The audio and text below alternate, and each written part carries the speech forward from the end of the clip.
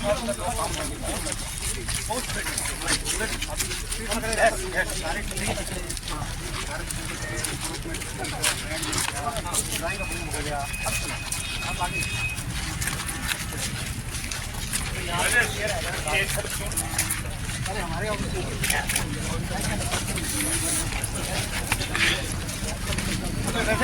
था सर, यहाँ पे क्लियर आएगा सर, कई सर जाकर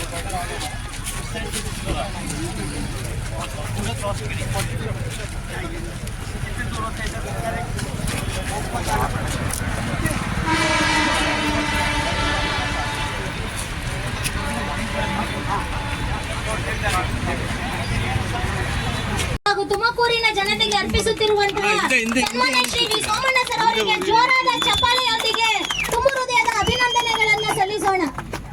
ತಾವು ಅಧಿಕಾರ ವಹಿಸಿಕೊಂಡಾಗ್ಲಿಂದ ಯಾವೆಲ್ಲ ಯೋಜನೆಗಳು ಜಾರಿಯಲ್ಲಿವೆ ಹಾಗೂ ಯಾವೆಲ್ಲ ಯೋಜನೆಗಳು ಸಂಪೂರ್ಣವಾಗಿವೆ ಮತ್ತು ಭವಿಷ್ಯದ ದಿನಗಳಲ್ಲಿ ಯಾವೆಲ್ಲ ಯೋಜನೆಗಳನ್ನು ಅನುಷ್ಠಾನ ಮಾಡಲಿದ್ದೇವೆ ಅನ್ನೋದ್ರ ಬಗ್ಗೆ ಸವಿಸ್ತಾರವಾಗಿ ತಿಳಿಸಿರುವಂತಹ ಸನ್ಮಾನ್ಯ ಶ್ರೀ ವಿ ಸೋಮಣ್ಣ ಸರ್ ಅವರಿಗೆ ಧನ್ಯವಾದಗಳು. ಅಲ್ಲೇನಪ್ಪ ಇದು ನನಗೆ ಪರ್ಸೆಂಟೇಜು ಗೊತ್ತಿಲ್ಲ. ನನ್ನ 48 ವರ್ಷದ ಜೀವನದಲ್ಲಿ ಒಬ್ಬನೇ ಒಬ್ಬ ಅಲ್ಲ, ಒಂದು ಸಣ್ಣ ಅಪಚಾರವಿಲ್ದಿರ ರಾಜಕಾರಣ ಮಾಡ್ಕೊಂಡು ಬಂದಿದ್ದೀನಿ ಕಡೆ. ನನ್ನಂತವ್ರು ಕೇಳ್ತಾನೆ ಏನಪ್ಪ ಹೇಳಿ ತಂದೆ, ನನ್ಗೆ ಯಾಕೆ ಕೇಳ್ತೆ ನೀನು, ಯಾವ್ದನ್ನ ಕೇಳ್ಬೇಕು ಅದನ್ನ ಕೇಳಿ, ನನ್ಗೆ ಗೊತ್ತಿಲ್ಲ. ಗುತ್ತಿಗೆದಾರ ಅವನು ತಿಮ್ಮಪ್ಪ ಅವನು ಬೊಮ್ಮಪ್ಪ ಅವನು ಆ ಸಂಘದವ್ರಿಗೂ ಕೂಡ ಎಲ್ಲ ಒಂದ್ ಕಡೆ ಅವ್ರೆಂತವ್ರು ಕೊಟ್ಟವರು. ಒಂದ್ ನಿಮಿಷ ತಾಳಿ ನೋಡಿ, ಒಂದ್ ತಿಳ್ಕೊಳ್ಳಿ, ಇದು ಇದೆಯಲ್ಲ ಇದು ಯಾರಿಗೂ ಆಗ್ಬಾರ್ದು. ಅವ್ರು ನೋವಿದೆ, ಅವ್ರು ಹೇಳ್ಕೊತಾರೆ ಪಾಪ, ಆಸ್ತಿ ಪಾಸ್ತಿ ಮಾರ್ಕೊಂಡವ್ರೆ, ಬಡ್ಡಿ ಕಟ್ಟಕ್ಕಾಗೋದಿಲ್ಲ, ವಿಷ ಕುಡಿಯೋ ಪರಿಸ್ಥಿತಿ ಬಂದಿದೆ. ಅವ್ರ ಡಿಮ್ಯಾಂಡನ್ನು ಅವ್ರು ಹೇಳ್ಕೊಳ್ಳೋದು ತಪ್ಪಿಲ್ಲ. ರಾಜ್ಯ ಸರ್ಕಾರನೂ ಕೂಡ ಅದಕ್ಕೋಸ್ಕರ ಸ್ಪಂದನೆ ಮಾಡಬೇಕು. ಬನ್ನಿ ಊಟ ಮಾಡಿಲ್ಲ ಇದ್ರೊಳಗೆ ನಮ್ಮ ರೈಲ್ವೆ ಇಲಾಖೆಗೆ ಸಂಬಂಧಪಟ್ಟಾಗೆ ನಾಳೆ ನಾಡಿದ್ದು ಎಲ್ಲವನ್ನು ಮುಗಿಸ್ತೀನಿ. ನಾನು ಏನು ಕೊಟ್ಟಿದ್ದೀನಿ ಟಾರ್ಗೆಟು, ರಾಯದುರ್ಗ ತುಮಕೂರು ಡಿಸೆಂಬರ್ 27 ಒಳಗಡೆ ಅದನ್ನು ನಿಮ್ಮನ್ನು ಕರ್ಕೊಂಡೋಗಿ ಅಲ್ಲಿಂದ ಖುಷಿಯಾಗಿ ಬರೋಣ. ಮೋದಿ ಕರ್ಕೊಂಡ್ಬರ್ತೀನಿ, ಮೋದಿ ಹತ್ರ ಉದ್ಘಾಟನೆ ಮಾಡಿ. ನಿಮಿಷ ಮೋದಿ ಕರ್ಕೊಬರ್ತೀನಿ ಅಂತ ಹೇಳಿಲ್ಲ, ಪ್ರಯತ್ನ ಮಾಡ್ತೀವಿ ಅಂತ ಹೇಳ್ತೀವಿ. ನಾನು ಇನ್ನು ಹುಡುಗಾಟ ನಾನೆಲ್ಲ ಹೇಳೋದೆಲ್ಲ ಕುಡಿಯಬೇಕೋದಿಲ್ಲ. ಮೋದಿಯವರು ಈ ದೇಶದ ಒಂದು ದೊಡ್ಡ ಸಂಪತ್ತು. ಉದ್ಘಾಟನೆ ಮಾಡಿ. ಹೌದು, ಪ್ರೈಮ್ ಮಿನಿಸ್ಟರಿಂದ, ಮೋದಿಯವರಿಂದ ಅಲ್ಲ, ಪ್ರೈಮ್ ಮಿನಿಸ್ಟರ್ ಮೋದಿಯವರಿಲ್ಲ, ಪ್ರೈಮ್ ಮಿನಿಸ್ಟರ್ ಮೋದಿಯವರಿಂದ ಮಾಡ್ತೀವಿ ಅಂತ ಹೇಳಿದ್ದೀನಿ. ಪ್ರೈಮ್ ಮಿನಿಸ್ಟರ್ ಮೋದಿಯವರೇ ಇರ್ತಾರೆ, ಅವರೇ ಇವೆಲ್ಲವನ್ನು ಕೂಡ ಮಾಡ್ತಾರೆ. ನಮ್ಮ ಏನೇನು ಕೆಲಸ ಕಾರ್ಯಗಳಿವೆ ಎಲ್ಲಕ್ಕೂ ಕೂಡ ಅವರೇ ನಮ್ಮೆಲ್ಲರಿಗೂ ಕೂಡ ಮಾರ್ಗದರ್ಶನ ಮತ್ತೆ ಒಂದು ದೊಡ್ಡ ಆಸ್ತಿ. ಆ ಕೆಲಸವನ್ನು ಮಾಡ್ತೀವಿ.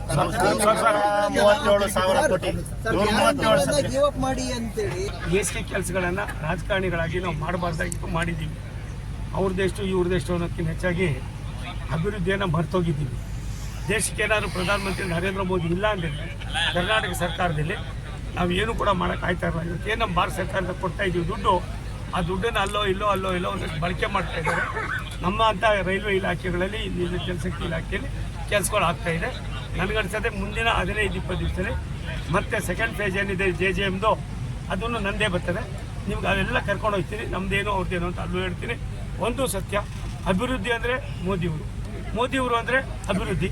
ಈ ಕೆಲಸವನ್ನು ಭಾರತ ಸರ್ಕಾರ ಮಾಡಿ ಅನ್ನೋದು ಇದಾಗಿ ಇವತ್ತು ಡಿವಿಷನಲ್ ಕಮಿಷನರು ಇವರು ಬಿಸ್ವಾಸ್ ಅವರು ಅದಕ್ಕೆ ನಿಮ್ಮ ಡಿಸ್ಟಿಕ್ ಲ್ಯಾಂಡ್ ರೆಕಾರ್ಡ್ನವ್ರಿಗೆ ನೋಟಿಸ್ ಕೊಟ್ಟಿದ್ದಾರೆ ಅನ್ನೋ ಮಾತನ್ನು ಹೇಳಿದ್ದೆ ನೀವು. ಅದ್ರ ಬಗ್ಗೆ ನನಗೆ ಗೊತ್ತಿಲ್ಲ. ನಾನು ಇವಾಗ ತಕ್ಷಣ ಬಿಸ್ವಾಸ್ ಹತ್ರ ಮಾತಾಡ್ತೀನಿ. ಯಾವುದೇ ಕಾರಣಕ್ಕೆ ನಮ್ಮಲ್ಲಿ ರೈಲ್ವೇಲಿ ಒಂದು ಇಂಚು ಕೂಡ ಜಾಗ ಇದಾಗೋದು ಸುಲಭದ ಕೆಲಸ ಅಲ್ಲ. ನಮ್ಮಲ್ಲಿ ಬಿಗಿ ಇದೆ. ಡಿಫೆನ್ಸಲ್ಲಿ ಯಾವ ರೀತಿ ಇದ್ದಿದ್ದೋ ಅಷ್ಟೇ ಬಿಗಿ ಇದೆ. ನೀವು ಹೇಳಿರೋದಕ್ಕೆ ನಾನು ಸ್ವಾಗತ ಮಾಡ್ತೀನಿ. ಕಾನೂನು ಪ್ರಕಾರ ಏನಿದೆ ತಿಳ್ಕೊಂಡು ನಿಮ್ಮ ಹತ್ರ ಏನಾದರೂ ಮಾಹಿತಿ ಇದ್ದು ಕೂಡಿ ನಾನು ನಾಡಿದ್ದು ಇಲ್ಲೇ ಇರ್ತೀನಿ. ಅಷ್ಟೊತ್ತು ಕಡೆ ಕೊಟ್ಟರೆ ನಾನು ಬೇಕಾದ್ರೆ 2ನೇ ತಾರೀಕು ಒಂದು ಸಭೆನೇ ಮಾಡ್ತೀನಿ. ಅವ್ರನ್ನೂ ಕರಿತೀನಿ, ನಿಮ್ಮನ್ನು ಕರಿತೀನಿ. ಯಾವ ಕಾರಣಕ್ಕೂ ಸಾರ್ವಜನಿಕರ ಸ್ವತ್ತು ಯಾವುದೇ ಕಾರಣಕ್ಕೆ ದುರ್ಬಳಕೆ ಆಗೋದಕ್ಕೆ ಬಿಡೋದಿಲ್ಲ. ರಾಜ್ಯ ಸರ್ಕಾರದಿಂದ ವರದಿ ಏನಾದರೂ ಕೇಳ್ತೀರಾ ಸರ್? ನಾನು ವರದಿ ಕೇಳೋದಿಲ್ಲ. ವಿಶ್ವಾಸ ಅವ್ರು ಕೊಟ್ಟಿದ್ದಾರೆ, ಅವರೇ ರಾಜ್ಯ ಸರ್ಕಾರ. ಅದ್ರ ಬಗ್ಗೆ ಮಾಹಿತಿ ತಗೊಂಡು ತಕ್ಷಣವೇ ಕ್ರಮ ತಗೊಳ್ಳೋದಕ್ಕೆ ಏನು ಬೇಕೋ ಕ್ರಮ ವಹಿಸ್ತೀವಿ. ರಾಯದುರ್ಗ ನೀನು ಯಾಕೆ ಕೇಳ್ತೀಯ ಅಂತ ನನಗೆ ಗೊತ್ತು.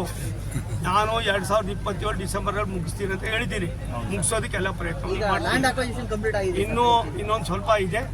ಇನ್ನೊಂದು 240-250 ಎಕರೆ ಇದೆ ಎಲ್ಲ ಸೇರಿ. ರಾಯದುರ್ಗ, ತುಮಕೂರು, ದಾವಣಗೆರೆ ಸುಲಭದ ಕೆಲಸ ಅಲ್ಲ. ನಾನಾಗಿದ್ದಕ್ಕೆ ಅದನ್ನು ಫೇಸ್ ಮಾಡಿದ್ದೀನಿ. 5,000 ಎಕರೆ ಒಂದು ರಾಜ್ಯ ಸರ್ಕಾರದಲ್ಲಿ 1.5 ವರ್ಷದಲ್ಲಿ ಸುಲಭ ಇದೆ ಅಂದ್ರಿ. ಅಕ್ವಿಜೇಷನ್ 1 ಇಂಚು ತಗೊಳ್ಳೋದು ಎಷ್ಟು ಕಷ್ಟ ಆಯಿತು ಗೊತ್ತಿದೆ ನಿಮಗೆ. ಅದಕ್ಕೋಸ್ಕರವಾಗಿ ಇದೆಲ್ಲ ಗಾಂಭೀರ್ಯವಾಗಿ ತಗೊಂಡ್ರಿ. ಹೌದು ಗುರು, ಹಂಗೆ ಅಂತೀರಾ, ಆಮೇಲೆ ಇನ್ನೊಂದು ಕಡೆ ಹೇಳ್ತೀರಾ, ಎಲ್ಲ ಗೊತ್ತಿದೆ ನನಗೆ. ಒಂದು ತಿಳ್ಕೊಳ್ಳಿ, ಈ ಥರ ಗಾಂಭೀರ್ಯತೆ ಅರ್ಥ ಮಾಡ್ಕೊಳ್ಳಿ. ಭಾಷಣ ಮಾಡೋದು ಸುಲಭ, ರೂಪಕ್ಕೆ ತರೋದು ಇದೆಯಲ್ಲಪ್ಪ, ಕಣ್ಣು ಪ್ರಾಣ ಹೋಯ್ತದೆ. ಮನುಷ್ಯ ತಾಳಪ್ಪ ಟಾರ್ಗೆಟ್ ನನ್ನ ಸರ್ಕಾರ ಇದ್ರ ಕಥೆನೇ ಬೇರೆ ಮಾಡಿದ್ವಿ. ಅದು ಕೂಡ ನಾನು ಜಿಲ್ಲಾ ಆಡಳಿತವನ್ನ, ತುಮಕೂರು ಜಿಲ್ಲಾ ಆಡಳಿತ, ವಿಶೇಷವಾಗಿ ಜಿಲ್ಲಾಧಿಕಾರಿಗಳನ್ನ ಅಭಿನಂದಿಸ್ತೀನಿ. ನಿಮ್ಮ ಜಿಲ್ಲಾ ಖಾಸಗಿ ವ್ಯಕ್ತಿ ಮಾರಾಕಿದ್ದಾರೆ, ಅದನ್ನ ರಾಜ್ಯ ಸರ್ಕಾರಕ್ಕೆ ಏನಾದರೂ ವರದಿ ಕೇಳ್ತೀರಾ ಅಥವಾ ತನಿಖೆಗೆ ಆದೇಶ ಹೇಳಿದ್ಯೋ 230 ಹೇಳಿದ್ಯೋ, ನಾನು ಮತ್ತೆ ಹೋಗಿದ್ದೀನಿ ರಾಜ್ಯ ಸರ್ಕಾರನ. ನಮ್ಮ ಕೆಲಸಕ್ಕೆ ಏನಿದೆ ಸೀಮಿತವಾಗಿದ್ದೀನಿ. ಈ ರಾಜ್ಯ ಸರ್ಕಾರನ ಮಾತಾಡೋಕೆ ಹೋದಾಗ ಎಲ್ಲೆಲ್ಲ ಹೋಯ್ತವೆ. ನಾನು ಮೊನ್ನೆ ಏನು ಮಾಡಿದೆ, ಸಿದ್ದರಾಮಯ್ಯನವ್ರು ದಾರಿ ತಪ್ಪಿದ ಮಗ ಅಂತ. ಈಗ ಏನೇನಾಗಿದೆ, ಸತ್ಯ ಮಾತಾಡೋದಕ್ಕಿಂತ ಹೆಚ್ಚಾಗಿ ಲಾಜಿಕಲ್ ಎಂಡಿಗೆ ಏನೂ ಹೋಗ್ತಾ ಇಲ್ಲ.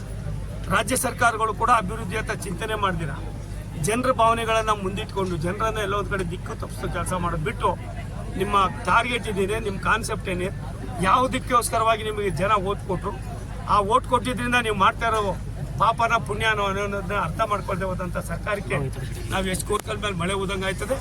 ಆದ್ದರಿಂದ ನಮ್ಮ ಕೆಲಸ ನಾವು ಮಾಡ್ತೀವಿ. ರಾಜ್ಯ ಸರ್ಕಾರದ ತೀರ್ಮಾನಗಳನ್ನು ಮುಂದಿನ ದಿನಗಳಲ್ಲಿ ಎಳೆಯಾಗಿ ಬಿಚ್ಚಿಡತಕ್ಕಂಥ ಕಾಲ ಬರ್ತದೆ. ಕುಮಾರಸ್ವಾಮಿ ಅವರ ರಾಜ್ಯ ರಾಜಕಾರಣಕ್ಕೆ ಬರ್ತಾರ ಸರ್? ಜಾಸ್ತಿ ಪರ್ಸೆಂಟೇಜ್ ನಾವು ಕೊಡ್ತೀವಿ, ಜೊತೆಗೆ ಹಣನೂ ಬಿಡುಗಡೆ ಮಾಡ್ತಿಲ್ಲ ಅಂತ ಹೇಳ್ತೀವಿ.